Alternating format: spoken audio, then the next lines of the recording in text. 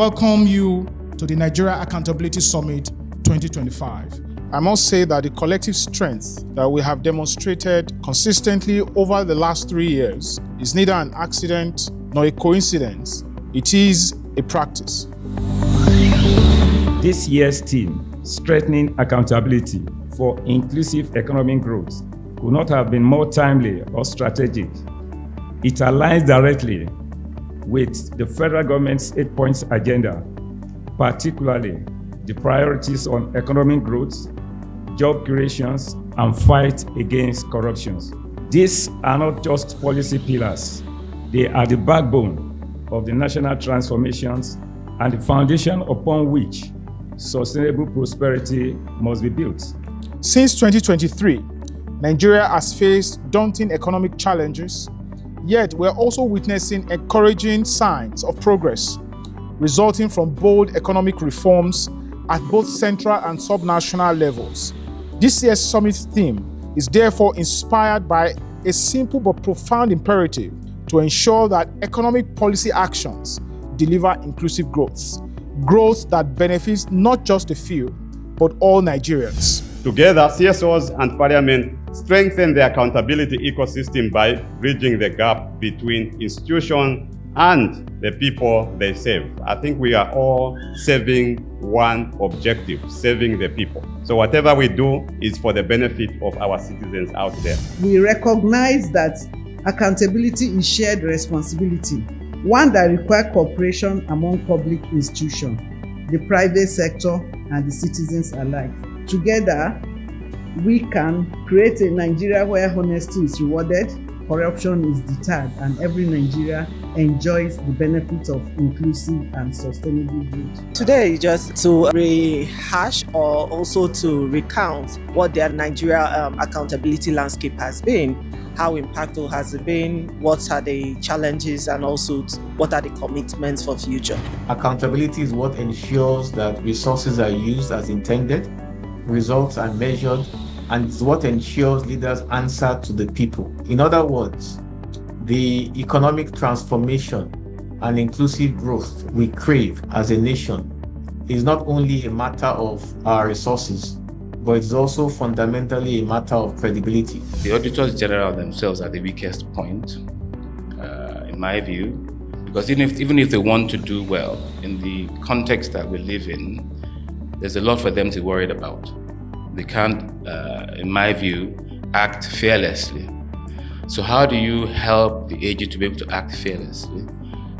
One of the things I maybe want to think about is the same way we have a structure that protects judges and lets them pass judgment without fear or favor. Something like that is needed for auditors general. Today, we have a democratic dispensation where no governor or president may even offend or kill you.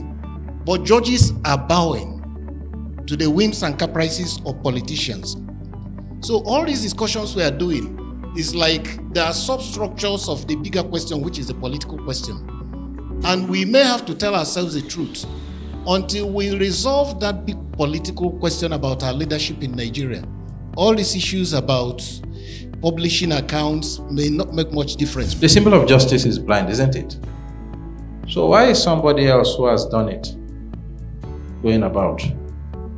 And you expect that nobody else will do it. They will keep doing it.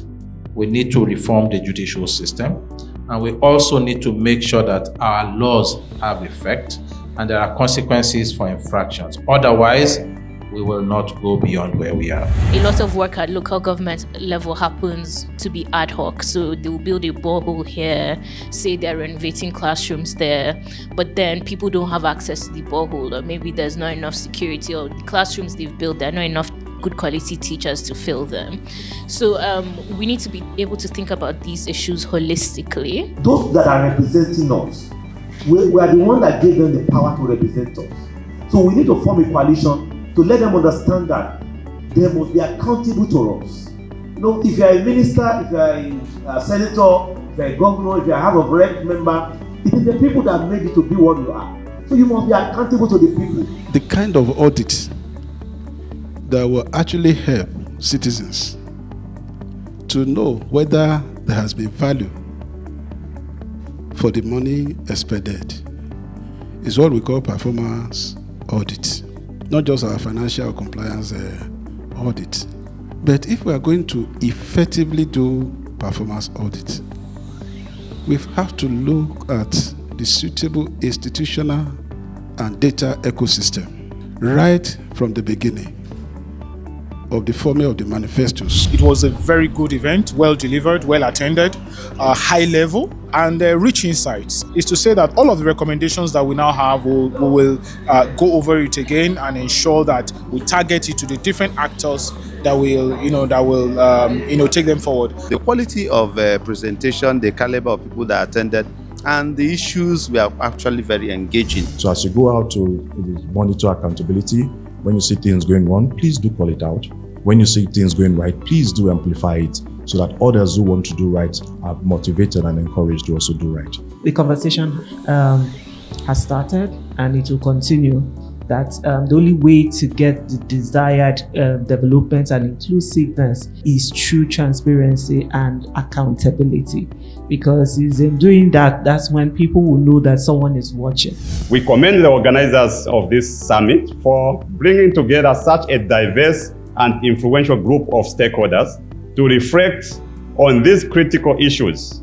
It is our hope as IDI that the discussion will not only inspire but also translate into concrete results that advance accountability, strengthen governance, as well as improve the lives of our citizens out there.